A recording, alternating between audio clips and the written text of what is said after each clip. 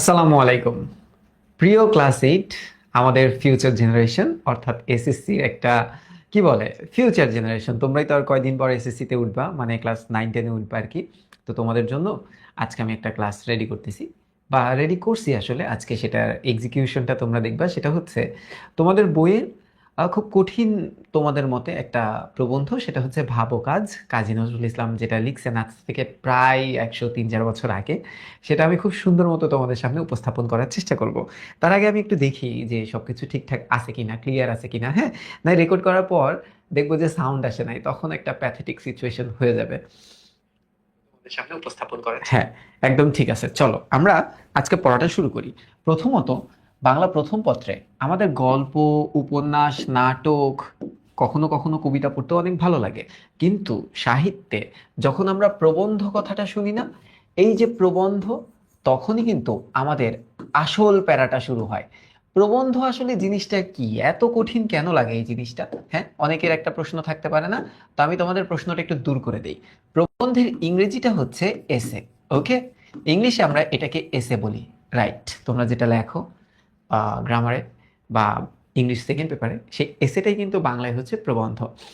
এটা যদি তোমাদেরকে আমি একটু ইজি ভাষায় বুঝাই যে প্রবন্ধ আসলে কি, তাহলে জিনিসটা এরকম দাঁড়ায়। ইংরেজিতে একটা ডেফিনেশন আছে যে এসে is a piece of writing.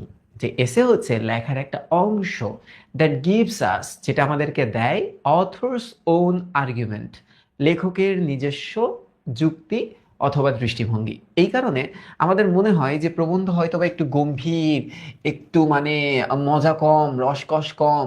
কিন্তু প্রবন্ধগুলা কিন্তু সমাজ পরিবর্তনে খুব ভালো ভূমিকা পালন করে। তো আমরা যদি এই যে আজকে ভাব ও কাজ যেটা পড়তেছি, এটা তো সাহিত্যের ভাষায় বা সাহিত্যের ধরন অনুসারে একটা প্রবন্ধ।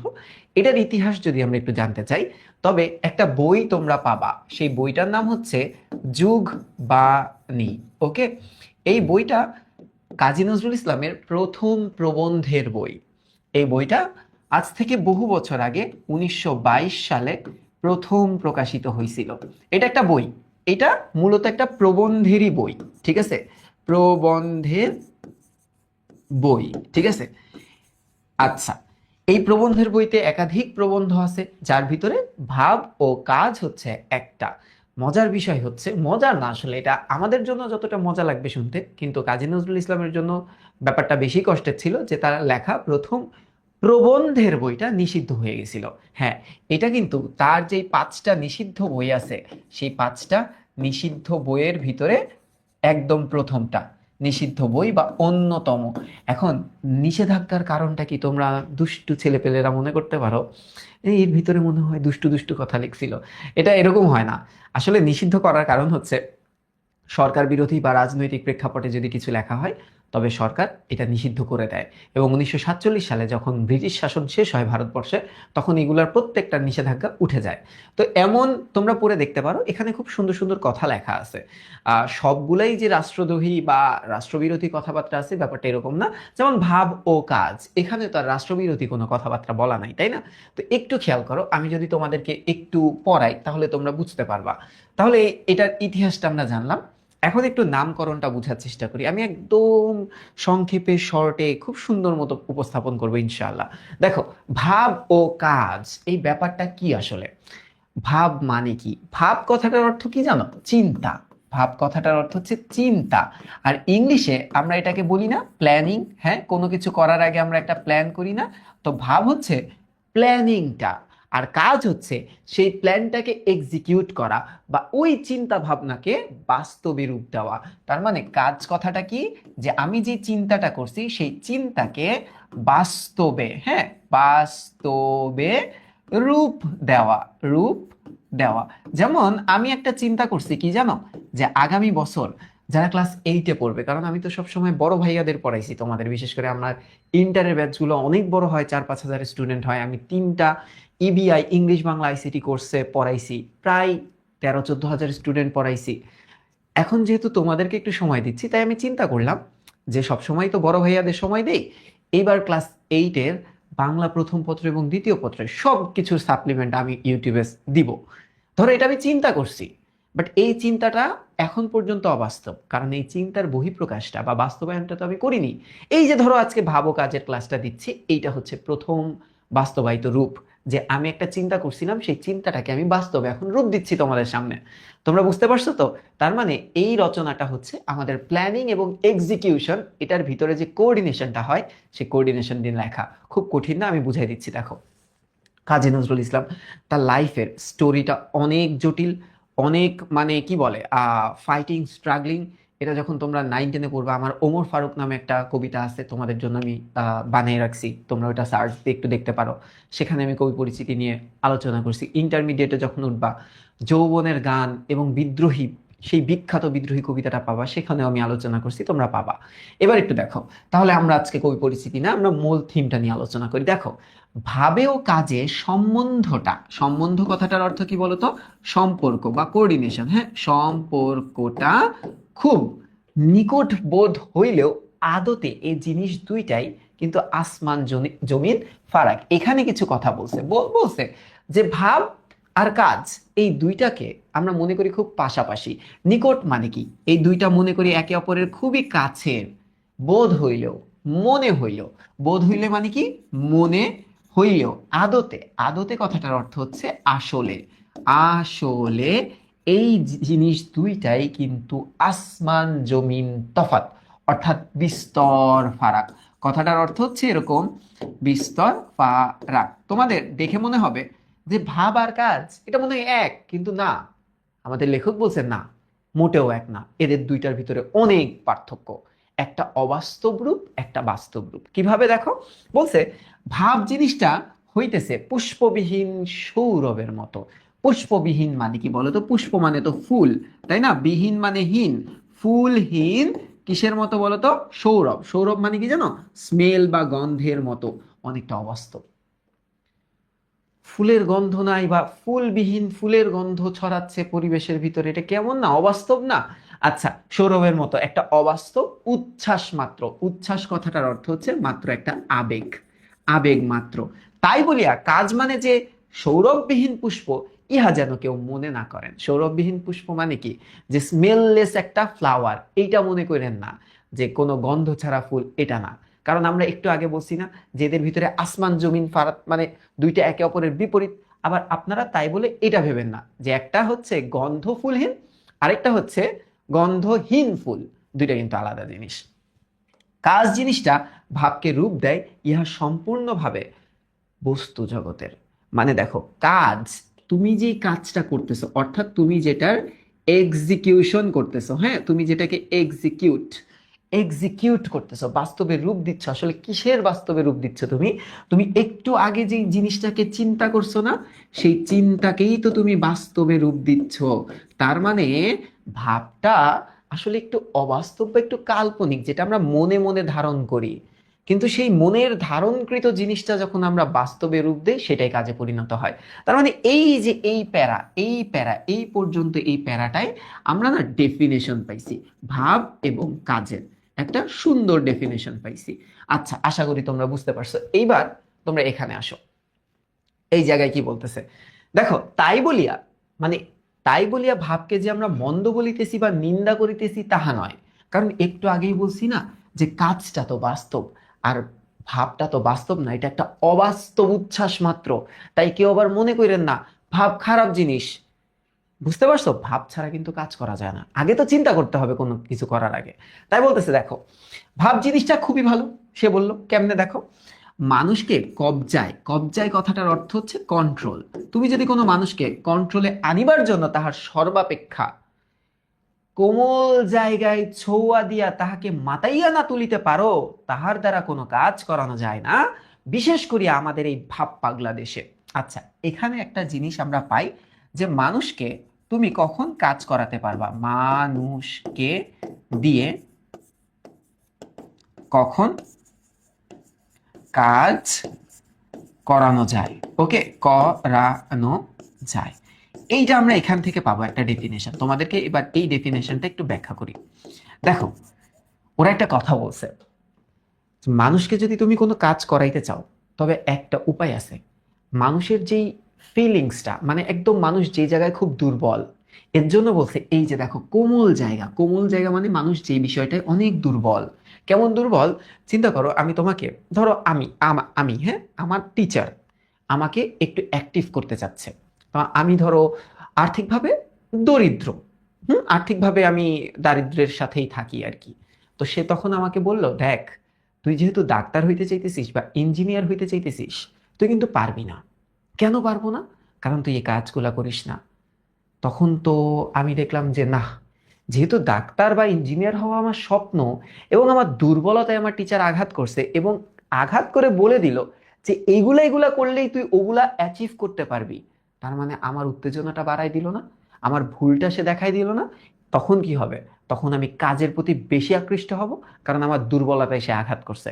তাই এখানে একটা জিনিস বলছে দেখো, মানুষকে কবজায় বা কন্ট্রোলে আনার জন্য তার দুর্বল জায়গাটাই কি দিতে হবে? ছোঁয়া দিতে হবে, মানে টাচ করতে হবে বা হিট করতে হবে। তখন কি হবে? তাহাকে মাতাইয়া না তুললে, মাতাইয়া মানে কি? উত্তেজিত না করে তুললে, উত্তেজিত না করতে পারলে তার দ্বারা কোনো কাজ করানো যায় না। বিশেষ করে আমরা ভাব পাগলা দেশে, মানে আমরা খুবই আবেগে আপ্লুত একটা জাতি। হ্যাঁ, মানে আমাদের আবেগটা অনেক বেশি। আবেগ, আবেগ অনেক বেশি, অনেক বেশি।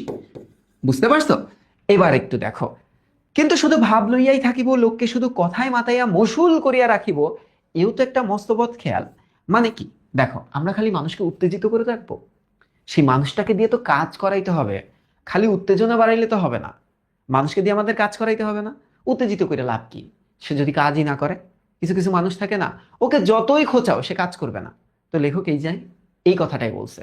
বলছে কিন্তু শুধু ভাব লইয়াই থাকিব, মানে আমার চিন্তা ভাবনা নিয়েই থাকবো, সেই চিন্তা ভাবনাকে যদি আমরা বাস্তবায়ন নাই করি, তবে তো এটা বদখেয়াল হয়ে যাবে, মানে এটা তো খারাপ চিন্তা হয়ে যাবে। তাহলে এই ভাবকে কার্যের দাস রূপে নিয়োগ করতে না পারিলে ভাবের কোনো সার্থকতাই থাকে না।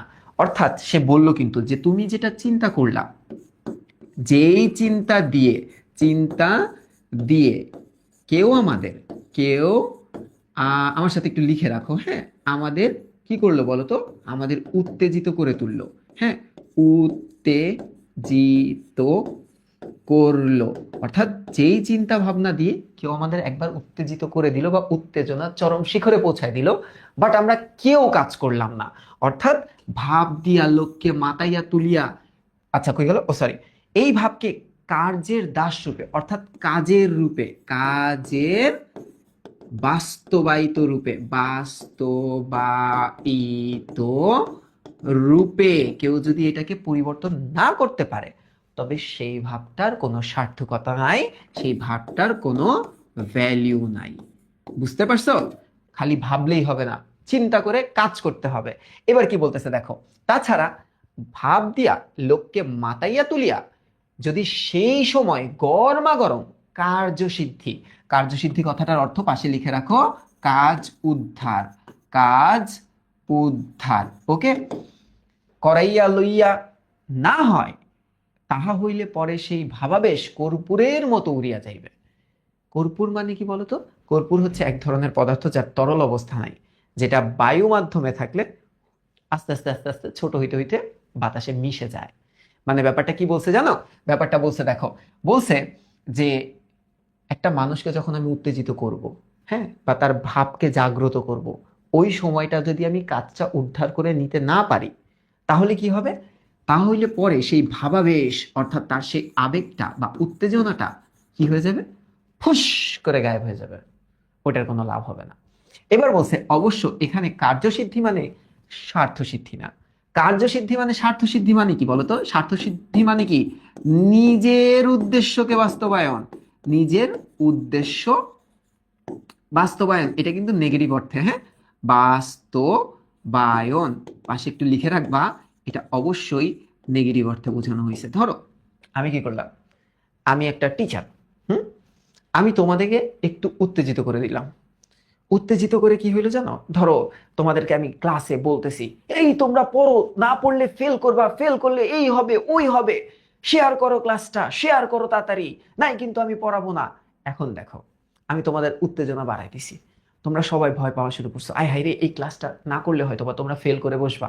কিন্তু সাইড দিয়ে আমি বলছি না, ক্লাসটা শেয়ার না করলে আমি আর পড়াবো না। তাহলে দেখো, তোমাদেরকে উত্তেজিত ঠিকই করলাম, তারপরে তোমরা পড়বা কি পড়বা না সেটা কি আমার দায়িত্ব?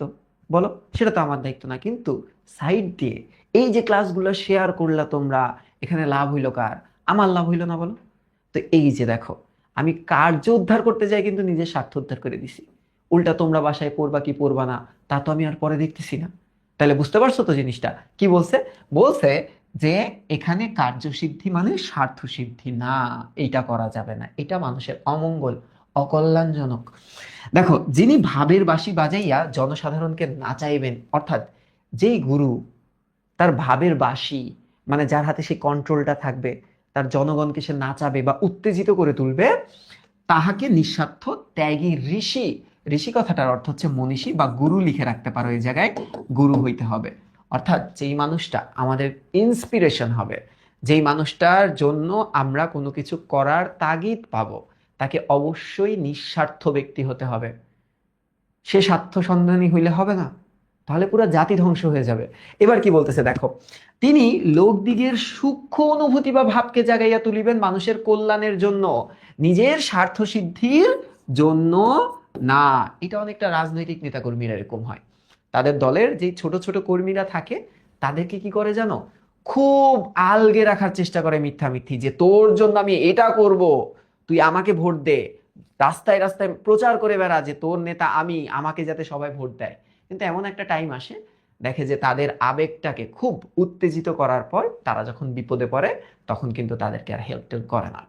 বুঝতে পারছো? তাহলে কি বলতেছে দেখো, বলতেছে তিনি লেখক লোকদিগের সূক্ষ্ম অনুভূতি বা ভাবকে জাগাইয়া তুলিবেন ঠিকই, মানুষের কল্যাণের জন্য হতে হবে সেটা, স্বার্থ, নিজের স্বার্থ সিদ্ধির জন্য না। তাহাকে একটা খুব মহত্তর উদ্দেশ্য ও কল্যাণ কামনা লইয়া ভাবের বন্যা বহাইতে হইবে, নতুবা বানবাসীর পর পলি পড়ার মতো জনগণের সমস্ত উৎসাহ ও প্রাণ একেবারে কাদা ঢাকা পড়িয়া যাবে। খুব সুন্দর একটা কথা বলছে। বলছে এই লোকটাকে খুব মহত্তর উদ্দেশ্য ও কল্যাণকামী হইতে হবে, এভাবেই ভাবের বন্যা বহাইতে হবে, মানে মানুষের ভাবটাকে জাগ্রত করতে হবে, চিন্তা শক্তিটাকে জাগ্রত করবে এই মানুষটার কারণে। তাহলে ঠিক আছে, আদারওয়াইজ কি হবে জানো? বলছে বানভাসী। বানভাসী মানে কি বলতো? এই যে বন্যার পরে, বন্যার পর, হ্যাঁ, বন্যার পর যে মানুষগুলা সাফার করে না, তাদেরকে বানভাসী বলা হয়। বলতেছে বানভাসী ওই বানের অঞ্চলে, যে জায়গায় বন্যা হয়েছে সেইটা বানভাসী অঞ্চল, সেই জায়গায় কি হয় বলতো, কাদামাটি জমে না? তো কাদামাটিতে সবকিছু দেবে যেমন যায়, সবাইকে নিয়ে সেও দেবে যাবে, আর কোনো উপায় নাই তার বাঁচার। এবার কি বলতেছে দেখো, বলতেছে এই জন্য কেহ কেহ বলেন যে লোকের কোমল অনুভূতিতে ঘা দেওয়া পাপ।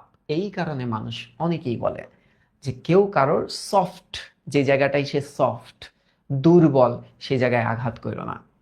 কারণ তুমি সেই জায়গায় আঘাত করে হয়তো বা তুমি তোমার স্বার্থ উদ্ধার করতেছো, কিন্তু সেই মানুষটা যদি একবার কষ্ট পাওয়া যায়, বা সেই মানুষটা যদি একবার ক্ষেপে যায়, তাহলে কিন্তু তোমার বিপদ নিশ্চিত। এবার কি বলতেছে দেখো, আচ্ছা, কেননা অনেক সময় অনুপযুক্ততা প্রযুক্ত, হ্যাঁ, অনুপযুক্ততা প্রযুক্ত ইহা হইতে সুফল না ফলিয়াই কুফলই ফলে। যে অনেক সময় মানুষের দুর্বল জায়গায় আঘাত করার জন্য, তুমি স্বার্থ উদ্ধার করার জন্য মানুষ যখন বুঝে যায়, তখন কিন্তু এটা সুফলের জায়গায় তোমার কুফল টেনে আনবে। আচ্ছা, আগে হইতে সমস্ত কার্যের বন্দোবস্ত করিয়া বা কার্যক্ষেত্রে তৈয়ার রাখিয়া তবে লোকদিগকে সোনার কাঠি ছৌয়া দিয়া জাগাইয়া তুলিতে হইবে। কথাটার অর্থ কি? কথাটার অর্থ হচ্ছে এরকম, যে আগে থেকে তোমার রেডি থাকতে হবে। তুমি যে চিন্তা ভাবনা করছো না, সে অনুসারে তোমার রেডি থাকতে হবে, বা তোমাকে রেডি থাকতে হবে। তুমি ঠিক সেই জায়গায় হিট করবা মানুষকে, যেটা তুমি বাস্তবায়ন করে দেখাইতে পারবা। এখন ধরো আমি একটা রাজনৈতিক নেতা, এখন আমি মানুষের একটা দুঃখী দরিদ্র অঞ্চলে একটা জনপ্রতিনিধি, সেই জায়গায় আমি বললাম আজকে থেকে তোমাদের এই মিরপুর সিঙ্গাপুর হয়ে যাবে। এটা কি বাস্তব? এটা কি হবে বলো? তা আমি তাদেরকে অবাস্তব একটা জিনিস দেখাইলাম না? তার মানে এখানে যে বললো আগে হইতে কার্যের বন্দোবস্ত করে রাখতে হবে, তা আমি আগে থেকেই, যদি আমি যেহেতু বলছি আমি মিরপুরকে সিঙ্গাপুর তৈরি করে দিব, তার মানে কি আমার আগে থেকেই সবকিছু রেডি রাখতে হবে না? বললে তো আর হবে না। বুঝতে পারছো তো, যে আগে থেকেই কার্যের বন্দোবস্ত, যদি আমি না করতে পারি, বা কার্যক্ষেত্রে তৈয়ার, তৈয়ার কথাটার অর্থ কি, যে আমি যদি তৈরি না থাকি, তবে লোকদিগকে সোনার কাঠির ছৌয়া দিয়া জাগাইয়া তুলিতে হবে। নতুবা তাহারা যখন জাগিয়া দেখিবে যে তাহারা অনর্থক জাগিয়াছে, কোনো কার্য করিবার নাই, তখন মহাবিরক্ত হইয়া আবার ঘুমাইয়া পড়িবে। তার মানে সেই মানুষগুলা যখন উত্তেজিত হয়ে তাদের চিন্তা ভাবনাকে বাস্তবে রূপ দেওয়ার জন্য জেগে উঠবে, এবং উঠার পর দেখতেছে যে আসলে আমাদেরকে ফলস ভাবে জাগানো হয়েছে, তখন তো তারা আবার বিরক্ত হয়ে যাবে। বিরক্ত হয়ে এবার তো ঘুমায় যাবে। তারপরে তুমি যদি তাদেরকে ডেকে আনো, সে কখনোই তোমার ডাকে সাড়া দিবে না। তো বলতেছে দেখো, আর জাগাই তখন আর জাগাইলেও জাগিবে না, কেননা তখন যে তাহারা জাগিয়া ঘুমাইবে, এবং জাগিয়া ঘুমাইলে তাহাকে কেউই তুলিতে পারে না। এটা অনেকটা ওই যে একটা গল্প শুনছি না আমরা ছোটবেলায়, বাঘ আসছে, তো চিল্লাইতেছি বাঘ আসছে আমাকে বাঁচা, লোকজন আসছে আমাকে বাঁচানোর জন্য, এসে দেখে আমি মজা করছি। এরপরেও বলছি বাঘ আসছে, পরদিন লোকজন আবার আমাকে বাঁচাইতে আসছে, যে এবার হয়তো বা সিরিয়াস, গেল গা লোকজন। পরের দিন আবার চিল্লাইতেছি বাঘ আসছে বাঘ আসছে, এখন লোকজন দেখি আসে না, অ্যাকচুয়ালি বাঘ এসে পড়ছে। তার মানে ব্যাপারটা বুঝতে পারছো, যে মানুষকে যদি তুমি ডস দাও, তাহলে মানুষও কিন্তু এক্সাক্ট মোমেন্টে তোমাকে ডস দিয়ে দিতে পারে। তাই বলতেছে যারা জেগে জেগে ঘুমায়, জেগে জেগে ঘুমায় মানে কি, যারা ইগনোর করে। হ্যাঁ, জেগে ঘুমানো মানে কি, ধরো আমি কিন্তু জেগে আছি, বাট তুমি আমাকে পাশ দিয়ে ডাকতেছো, এই উঠেন উঠেন উঠেন, কিন্তু আমি তোমাকে পাত্তা দিচ্ছি না বলে উঠতেছি না, তার মানে আমি তোমাকে ইগনোর করতেছি। তাই এখানে একটা কথা বললো, যে দেখো জাগিয়া ঘুমাইলে তাহাকে কেউ আর তুলতে পারে না, কারণ সে তোমাকে এড়িয়ে যাবার চেষ্টা করতেছে। বুঝতে পারতেছো, সে ওই ব্যাপারটাকে এড়িয়ে যাবার কি করতেছে বলতো, চেষ্টা করছে, চেষ্টা করছে। তাহা অপেক্ষা বরং কুম্ভকর্ণের নিদ্রা ভালো। কুম্ভকর্ণ আমরা রামায়ণের একটা ক্যারেক্টার হিসেবে চিনি। কুম্ভকর্ণ কে ছিল? আমরা বিভীষণের প্রতি মেঘনাদ নামে একটা কবিতা আছে ইন্টারের সিলেবাসে, যেটা খুব বিখ্যাত একটা মহাকাব্য আছে, মেঘনাদ বধের একটা অংশ। সেখানে আমরা দেখি রাবণ, রাক্ষস রাজ রাবণের দুইটা ভাইয়ের কথা উল্লেখ আছে সেই বইটাতে, অথবা বিভীষণের প্রতি মেঘনাদে। একজন হচ্ছে কুম্ভকর্ণ আর একজন হচ্ছে বিভীষণ। ওই যে আমরা বলি না ঘরের শত্রু বিভীষণ, সেখান থেকেই কিন্তু আসছে। আর কুম্ভকর্ণ কিরকম ছিল জানো? লোককথায় আছে 6 মাস ঘুমাইতো, মানে একবার যদি সে নিদ্রায় যায়, অনেকটা চিরনিদ্রায় শায়িত হয়ে থাকার মতো অবস্থা ছিল। তাই বলতেছে যে জেগে থেকে ঘুমানোর থেকে কুম্ভকর্ণের মতো একদম নির্ভাবনায় ঘুমানো ভালো। হ্যাঁ, ভালো। সে ঘুম কি বললো দেখো, যে সে ঘুম ঢোল কাশি বাজাইয়া ভাঙানো বিচিত্র না। এবার কি বলতেছে দেখো, এ কথাটা একটা মস্ত সত্যি। কোন কথা দেখো তো, মানে একটা অনেক বিগ ট্রুথ। কি সেটা? তাহা এতদিনে আমরা ঠেকিয়া শিখিয়াছি। হ্যাঁ, তাহা এতদিনে আমরা ঠেকিয়া শিখছি। একটা মানুষ কিভাবে শেখে বলতো? ধরা খেয়ে শেখে, ধরা খেয়ে শিখে। ঠিক আছে, ধরা খেয়ে শিখে। যেমন ধরো তুমি পরীক্ষায় কন্টিনিউয়াস খারাপ করতেছো, খারাপ করতেছো, খারাপ করতেছো, তুমি টিচার চেঞ্জ করছো, প্রচুর টিচার চেঞ্জ করছো। অ্যাকচুয়ালি কি টিচার তোমার রেজাল্ট ভালো করাই দিতে পারবে? দেখা গেল লাস্ট যখন তুমি টিচার চেঞ্জ করলা, তখন তুমি বুঝতে পারলা যে না, দোষটা টিচারের না। তুমি নিজে তোমার ভুলগুলো অ্যানালাইসিস করছো, করে তোমার মনে হয়েছে যে আয় হায় রে, ওই জায়গায় আমি 2 এর জায়গায় 3 বসাইছি, এই জায়গায় প্লাসের জায়গায় মাইনাস বসাইছি, এই জায়গায় গুণের জায়গায় ভাগ বসাইছি, এই মিস্টেকগুলো আমার আর করা যাবে না। যদি করি তাহলে আবারও ফেল করব। তার মানে কি, তোমার আগে ঠেকতে হবে, ঠেকে শিখতে হবে। বুঝতে পারছো? এবার কি বলতেছে দেখো, এই যে সেদিন একটা হুজুগে মাতিয়া হুড়হুড় করিয়া হাজার কত স্কুল কলেজের ছাত্রদল বাহির হইয়া আসিল, কই তাহারা তো তাদের এই সৎ সংকল্প, এই মহৎ ত্যাগকে স্থায়ী রূপে বরণ করিয়া লইতে পারিল না। এই ব্যাপারটা অনেকটা কিরকম, হুজুগ মানে কি জানো? হুজুগ মানে অনেকটা নদী স্রোতে গা ভাসানো। ধরো এখানে একটা স্কুল ছাত্রদের একটা অবস্থার কথা বলতেছে। ধরো তারা হুট করে একটা আন্দোলন করলো, হুট করে। হ্যাঁ, একজন হয়তো বা তাদেরকে ডাকছে, এই তোরা সবাই আয়, আজকে আমরা আন্দোলন করব, আজকে আমরা এই স্বার্থ উদ্ধার করেই ছাড়বো। তারা আসলো, ক্লাসরুম থেকে সবাই বেরোয় গেল, আন্দোলনে চলে গেল। কিন্তু আন্দোলনে যে দেখলো এটা আসলে ওরকম কোনো আন্দোলনই না, এটা টোটালি ওয়েস্ট ছিল, টোটালি ওয়েস্ট। শুধু শুধু টাইম ওয়েস্ট করতে তারা আন্দোলনে বের হলো। দেখো, অর্থাৎ তারা কিন্তু একটা মহৎ উদ্দেশ্য নিয়েই বের হয়েছিল। তাদের একটা সৎ কি ছিল বলতো, সংকল্প ছিল, এটাকে ওথ বলা হয়, বা শপথ ছিল, বা একটা গোল ছিল, একটা সৎ গোল ছিল যে আজ থেকে হয়তোবা ঢাকা শহরে কোনো অটোরিকশা চলবে না, সব ছাত্ররা নামছে, আন্দোলন করছে। বাট আন্দোলন করে ব্যাক করার পর দেখা গেল অটোরিকশারা রেগুলারই চলে। কারণ অটোরিকশারা ধরো লাখ লাখ কোটি কোটি টাকার চাঁদা তাদের রাজনৈতিক কর্মীদেরকে দেয়, বা পুলিশকে দেয়, বা ধরো আইন শৃঙ্খলা রক্ষাকারী বাহিনীদেরকে দেয়, যারা অসৎ কর্মী আছে তাদেরকে দেয়। আর এদিকে সৎ পুলিশ অফিসার থেকে শুরু করে রাজনৈতিক নেতাকর্মীরা শুরু করে তারা রাস্তায় আন্দোলনের উপর আন্দোলন করেই যাচ্ছে, কোনো লাভ হচ্ছে না। বুঝতে পারছো? তার মানে এই ধরো স্কুলের থেকে ছাত্ররা একদিন বের হলো একটা সৎ সংকল্প নিয়ে, কিন্তু তাদের এই মহৎ ত্যাগকে তারা স্থায়ী রূপে বরণ করতে পারে নাই, যেটার স্থায়িত্ব ছিল না। পরদিন থেকে আবার সেই বিশৃঙ্খলা দেখা দিল। ধরো কেন এমন হইল? একটা সাময়িক উত্তেজনার মুখে এই ত্যাগের অভিনয় করতে গিয়ে স্পিরিটকে কি বিচ্ছিরি ভাবেই না মুখ ভ্যাংচানো হলো। স্পিরিট কথাটার অর্থ কি? স্পিরিট বা উইল পাওয়ার বা শক্তি, তাদেরকে বিচ্ছিরি ভাবে মুখ ভেঙানো হলো। মানে এখন সবাই তাদেরকে মুখ ভেঙচি দেয়, যাও আর আন্দোলন করো, কি লাভ হইল? এই ছেলেরা কি আর কখনো আন্দোলনে যেতে পারবে? ওরা তো আন্দোলনে যাওয়ার কথা ভাবলেই মনে করবে না, আন্দোলন করে তো লাভ নাই, শুধু শুধু আন্দোলন করতেছি, তাই না? এবার একটু দেখো, যাহারা শুধু ভাবের চোটে না বুঝিয়ায়, অর্থাৎ আবেগে ভেসে শুনিয়াই শুধু একটু নামের জন্য বা বদনামের ভয়ে এমন করিয়া তাদের স্পিরিট বা আত্মার শক্তির পবিত্রতা নষ্ট করিল, তাহারা কি দরকার পড়িলে কাল এমনই করিয়া বাহির হইয়া আসিতে পারবে? অর্থাৎ এইবার বলতেছে, দেখো এই যে এদেরকে আমরা অনুৎসাহিত করলাম না, ভ্যাংচালাম, কত কিছু করলাম, এবার দেখো দেশের একটা ক্রান্তিকালীন সময়, ক্রান্তিকালীন মানে কি, বিপদ যখন ঘনায় আসে দেশের জন্য, তখন কি ছাত্ররা আর নামবে? তখন তার নামবে না, তখন তো বলবে যে আমরা এর আগের বার নামছিলাম, আমাদের অপমান করে ব্যাক করাইছো। তাই বলতেছে, আজ যাহারা মুখে চাদর জড়াইয়া কল্লোকার, কল্লোকার মানে কালকের, হ্যাঁ কালকের, কালকের ত্যাক্ত বিশ্ববিদ্যালয়ে আবার মুখটি চুন করিয়া ঢুকিল। মানে কথাটার অর্থ হচ্ছে, এই বালকেরা যারা গতদিন আন্দোলনের নাম ছিল, তারাই তো আবার বিশ্ববিদ্যালয়ে ঢুকছে কি করে? দেখো, মুখটি চুন করিয়া, অর্থাৎ মুখ কালো করে, কলঙ্কের দাগ নিয়ে। কাল দেশের সত্যিকার ডাক আসিলে তারা কি আর সাড়া দিতে পারবে? হ্যাঁ পারবে? তারা আর পারবে না। কারণ কি? তারা ভেবে কাজটা করে নাই, তারা চিন্তা ভাবনা না করে আবেগে গা ভাসায় দিছিল। বুঝতে পারছো? হটকারিতা করিয়া, হটকারিতা কথাটার অর্থ কি জানো? চাটুকারিতা। ওই যে আমরা বলি না, পা চাটা, মানে কি তেল দেওয়া। হটকারিতা কথাটার অর্থ হচ্ছে চাটুকারিতা করিয়া একবার যে ভোগটা ভুগিল বা ভ্রম করিল, ভ্রম কথাটার অর্থ হচ্ছে ভুল, ভুল করিল, তারা এই অনুশোচনাটা তাহারা কিছুতেই মন থেকে মুছিয়ে ফেলিতে পারিবে না।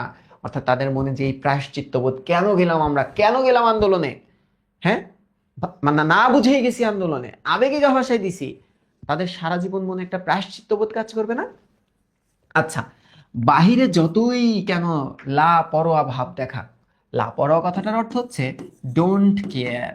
এবং এই ডোন্ট কেয়ার শব্দটা, তার খুব বিখ্যাত একটা প্রবন্ধ আছে আমার পথ, সেখানে সরাসরি ডোন্ট কেয়ারই বলছিল আর কি। লাপরোয়া ভাব দেখাক না, এখন সত্যিকার ডাক শুনিয়া প্রাণ চাহিলেও সে লজ্জায় তাহাতে আসিয়া যোগদান করিতে তারা পারিবে না, কারণ একবার ঠকছে না। এই রূপে আমরা আমাদের দেশের প্রাণ শক্তি, এই তারুণ্যের স্পিরিটটাকে আমরা কুব্যবহারে আনিয়া মঙ্গলের নামে দেশের মহাশত্রুতাই সাধন করিতেছি না। লেখক প্রশ্ন করছে যে এই যে দেখো, দেশের কল্যাণের নামে এই ছেলেগুলাকে আমরা যখন ব্যবহার করলাম, তাদের স্পিরিটটা যখন আমরা নষ্ট করে দিলাম, কল্যাণের বদলে কি হলো? অমঙ্গল হলো। কোনো কল্যাণই তো আনতে পারলাম না। রাগিবার কথা নয়, এখন ইহা রীতিমতো বিবেচনা সাপেক্ষ। আমাদের এই আশা ভরসা স্থল যুবকগণ এত দুর্বল হইল কি রূপে, যে এরাই তো আমাদের ফিউচার, এদেরকে আমরা এত দুর্বল করলাম কিভাবে? এমন কাপুরুষের মতো ব্যবহারই বা করিল কেন? সে কি আমাদের দোষে নয়? সাপ লইয়া খেলা করিতে গেলে তাকে দস্তর মতো, দস্তর মতো মানে কি জানো? পারফেক্ট বা পারফেকশনিস্ট, পারফেক্ট সাপুরে হওয়া চাই, শুধু একটু বাঁশি বাজাইতে পারিলেই চলিবে না। অর্থাৎ তুমি যদি সাপের খেলা খেলাইতে চাও, সাপের নাচাইতে চাও, খালি বাঁশি বাজাইলে হবে না, কিন্তু সাপকে পোষ মানাইতে হবে, সাপের কন্ট্রোলটা বুঝতে হবে, তোমাকে দস্তর মতো মানে পারফেক্ট একটা সাপুরে হইতে হবে।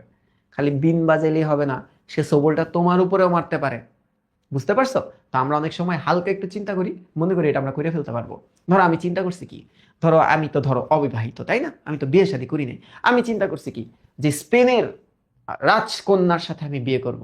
এখন ধরো স্পেনের রাজকন্যার সাথে বিয়ে করা কি এত সোজা? ধরো আমি স্পেনে চলে গেছি, চলে যে ধরো রাজপ্রাসাদে যায়, রাজাকে বলছি আপনার মাইয়ারে আমি বিয়ে করতে চাই, বিয়া দিতেই হবে। এখন এখন রাজা কি এতই বোকা? রাজা তো আমার ফায়ারিং স্কোয়াডের সামনে নিয়ে কইব, ক আরেকবার ক আরেকবার ক, তুই কি বললি, এই শয়তান তুই কি বললি? তখন তো আমার ঠুস করে গুলি মেরে দিবে। তার মানে তো আমার কাজ করার আগে তো চিন্তা করতে হবে, তাই না? ওই যে বলে না, ভাবিয়া করিও কাজ। যে কোনো কাজ করার আগে ভেবে কইরো, করিয়া ভাবিও না, করার পর ভাইবো না, তখন তো লাভ নাই।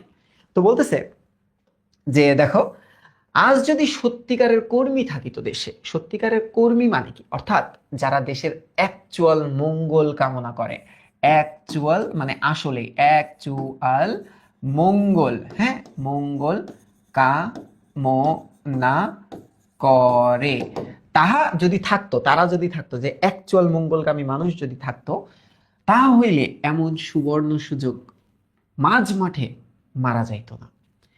ত্যাগী অনেক আছে দেশে, কিন্তু কর্মীর অভাবে, তথাকথিত কর্মী নামে অভিহিত লোকদের সত্য সাধনার অভাবে তাহারা কোনো ভালো কাজে আর কোনো অর্থ দিতে চাহেন না। কথাটার অর্থ হচ্ছে, আমাদের অনেক কর্মী আছে দেশের জন্য যারা ভালো চায়, কিন্তু অ্যাকচুয়ালি সে সকল কর্মীর আসনে যে ভণ্ড কর্মীরা বসে আছে, তারা দেশের উন্নতি হইতে দিতেছে না। তাই এখানে বলছে দেখো, কিন্তু কর্মীর অভাবে বা তথাকথিত কর্মী নামে অভিহিত লোকদের সত্য সাধনার অভাবে তাহারা কোনো ভালো কাজে আর কোনো অর্থ দিতে চাহে না, বা অন্য কোনো রূপ ত্যাগ স্বীকার করতেও তারা রাজি হয় না। কি করিয়া হইবেন, তাহারা তাদের চোখের সামনে দেখিতেছেন যে কত লোক কত মাথার ঘাম পায়ে ফেলার তখন দেশের নামে, কল্যাণের নামে আদায় করিয়া বাজে লোকে নিজেদের উদর পূর্তি করিতেছে। উদর মানে পেট ভরতেছে, পেট পূর্ণ করতেছে। বুঝতে পারছো? যে মানুষ দেখতেছে যে আমরা পরিশ্রম করে যাচ্ছি, অথচ আমরা ওরকম সুফল পাচ্ছি না। আর কিছু ভণ্ড লোক আছে যারা আমাদের আসনে বসছে এবং তারা নিজেদের পেট ভরতেছে, মানে অর্থ কামাচ্ছে, নিজেদের স্বার্থ উদ্ধার করতেছে, দেশটারও একদম অধঃপতনের রসাতলে পাঠাই দিতেছে। তাহলে আমরা কেন কাজ করব? কি দরকার আমাদের কাজ করার? তারপর বলতেছি কি দেখো, যারা সত্যিকারের দেশকর্মী, সে বেচারা সত্যি কথা স্পষ্টভাবে বলিতে গিয়ে এইসব কর্মীর কারচুপিতে, মানে এই ভণ্ড, এইসব কর্মী বলতে এই ধরনের ভণ্ড কর্মীর কারচুপি, কারচুপি মানে ধরো চুরি, হ্যাঁ চুরি, তারা যেই চুরি করতেছে, মানুষকে ঠকাইতেছে, ঠকবাজিতে পুয়াল চাপা পড়িয়া গিয়াছে। পুয়াল চাপা মানে কি জানো? খড় চিনো? খড়, গ্রামের বাড়িতে খড় দেখা যায় না গরুর, সেই খড়ের চাপা ঘর অনেক উঁচু হয়ে যায় না স্তূপটা? তো বলতেছে এই সকল মানুষ এই স্তূপের নিচে পড়ে গেছে, তারা কোনো কথা বলার সুযোগ পাইতেছে না। আচ্ছা, বেচারারা এখন ভালো বলিতে গেলেও এইসব মুখোশ পরা ত্যাগী মহাপুরুষগণ হট্টগোল বাঁধাইয়া লোককে সম্পূর্ণ উল্টা বুঝাইয়া দিয়া তাকে একদম খেলো, খেলো কথাটার অর্থ হচ্ছে ছোট বা ঝুটা বা মিথ্যা প্রতিপন্ন প্রমাণ করিয়া দেন। অর্থাৎ ধরো আমি দেখতেছি সে ভুল করতেছে, আমি ধরো সৎ, সে অসৎ, আমি যখন তাকে অসৎ প্রমাণ করতে যাব না, উল্টা তারা আমাকে অসৎ প্রমাণ করে দিবে, বলবে এই লোকটা পাগল, এই লোকটাই অসৎ, এই লোকটাই টাকা খাইছে, এই লোকটাই দেশের জন্য অমঙ্গলকর, অকল্যাণকর, একে বের করে দাও, এরকম বলবে। ঠিক আছে? আচ্ছা, সহজ জনসাধারণের সরল মন এসব না ধরিতে পারার দরুন, দরুন কথাটার অর্থ হচ্ছে কারণে, তাহাদের মনে অতি অল্পেই এই সত্যিকারের কর্মীদের বিরুদ্ধে বিষাইয়া ওঠে। দশচক্রে ভগবান ভূত, এই কথাটা মস্ত সত্যি কথা। এটার মানে কি জানো? দশচক্রে ভগবান ভূত কথাটার অর্থ হচ্ছে, মানুষের ষড়যন্ত্রে সত্যটা যখন মিথ্যা প্রমাণিত হয়, তো তখন কি হয়, যারা ভালো কাজের জন্য এ ধরনের ভণ্ডদের কে ভণ্ড প্রমাণ করে দেয়, তখন এই সব ভণ্ডরা একত্র হয়। একত্র হয়ে কি বলে জানো? একত্র হয়ে বলে এই লোকটাই মিথ্যা, অর্থাৎ সত্যিটাকেই মিথ্যা বানায় ফেলে। অনেকটা এরকম, ধরো আমরা তো জানি যে আওয়ামী লীগ সরকার কি পরিমাণ অত্যাচার আমাদেরকে করছে। এখন কিছু কিছু ভালো মানুষ আছে না, ধরো ডক্টর ইউনূস, অনেকেই তাকে ভালো চেনে, অনেকেই খারাপ চেনে, ধরো তাকে আমি ভালো ধরলাম। এই যে ধরো কত রায় হচ্ছে, কত বিচারিক কার্যক্রম চলতেছে, আওয়ামী লীগ ছাত্রলীগ স্টিল বুঝাইতে চাইতেছে এগুলা সব ইউনূস সরকারের দোষ, ওরাই সবকিছু করছে, ওরাই এটা করছে, তার মানে দেখো সত্যটাকে মিথ্যা হিসেবে প্রমাণ করে দিচ্ছে। এই জিনিসটার সময় আমরা বলি 10 চক্রে ভগবান ভূত। কথাটার অর্থ হচ্ছে যে সত্যটাকে মিথ্যা প্রমাণ করা মানুষের ষড়যন্ত্রে। এবার কি দেখো, তাহা হইলে এখন উপায় কি বলতেছে, এখন তাহলে উপায়টা কি, এই পরিস্থিতিতে আমরা বের যে হব এটার উপায়টা কি? দেখো, এক সহজ উপায় এই যে এখন হইতে জনসাধারণের বা শিক্ষিত কেন্দ্রের উচিত ভাবের আবেগে অতিমাত্রায় বিহ্বল, এটার উচ্চারণ কি জানো? এটার উচ্চারণ কিন্তু বিহব্বল না, বিহ্বল। হ্যাঁ, বিহ্বল হইয়া কাণ্ড কাণ্ড ভালো মন্দ জ্ঞান হারাইয়া না ফেলা। কথাটার অর্থ কি বলতেছে? যে আমরা অতিমাত্রায় আবেগী হব না। কি বললো? অতিমাত্রায় বিহ্বল বলছে না, যে অতিমাত্রায় কি হব না, আমরা আবেগী হব না। আবেগী হইলে আমরা কাণ্ড জ্ঞানহীন হয়ে যাব। হ্যাঁ, আমাদের কি করতে হবে? আমাদের চুপ করে চিন্তা করতে হবে এবং সেই চিন্তাটাকে বাস্তবে রূপ দিতে হবে। অবশ্যই যে চিন্তাটা করব সেটা আগে বুঝতে হবে যে সেটা আমি করতে পারবো কিনা। আমরা বলিব, ভাবের সুরাপান করো ভাই, কিন্তু জ্ঞান হারাইও না, তা হইলে তোমাদের পতন, তোমার দেশের পতন, তোমার ধর্মের পতন, মনুষ্যত্বের পতন হবে। ভাবের দাস হইও না কেউ, খালি চিন্তা করে যাও না, ভাবকে তোমার দাস করিয়া লও। কর্মে শক্তি আনিবার জন্য ভাব সাধনা করো, যে তুমি তোমার কাজটাকে সঠিকভাবে রূপ দেওয়ার জন্য ভাবো, চিন্তা করো, খালি চিন্তাই মাতোয়ারা হইও না। আচ্ছা, তারপর কি বলতেছে দেখো তো, স্পিরিট বা আত্মার শক্তিকে জাগাইয়া তোলো, কিন্তু তাই বলিয়া কর্মকে হারাইও না। আবারও বলতেছে, এই দুইটার কোঅর্ডিনেশন করো, একটা করতে যেয়ে আরেকটা হারাইও না। অন্ধের মতো কিছু না বুঝিয়া না শুনিয়া ভেড়ার মতো পেছন ধরিয়া চলিও না। ভেড়ার মতো পেছন ধরিয়া কি জানো? যে ভেড়ার পাল একটাকে ফলো করে অলওয়েজ যাইতে থাকে, অলওয়েজ যাইতে থাকে, ওই যে গড্ডলিকা প্রবাহের মতো। ঠিক আছে, একটা বাগধারা আছে। এরকম করো না যে মানুষ যেদিকে যাইতেছে তুমি ওই দিকে যাইতেছো। তুমি চিন্তা করো, সেই চিন্তাটাকে বাস্তবে রূপ দাও। আচ্ছা, তারপর কি বলতেছে? নিজের বুদ্ধি নিজের কর্মশক্তিকে জাগাইয়া তোলো।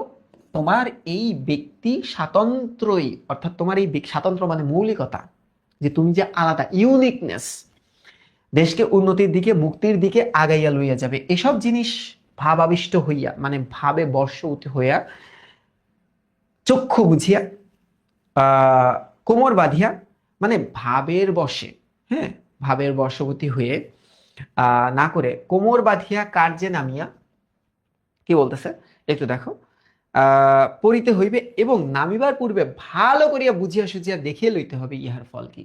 অর্থাৎ তুমি যে ভাবটা দেখতেছো, এই ভাবটা যে বাস্তবে যখন রূপ দিবা, সেটার কনসিকুয়েন্স গুলাও তোমার একটু ভেবে রাখতে হবে। শুধু উদ্ম সারের মতো, হ্যাঁ, দেয়ালের সঙ্গে গা ঘেঁষাইয়া নিজের চামড়া তুলিয়া ফেলা হয় মাত্র।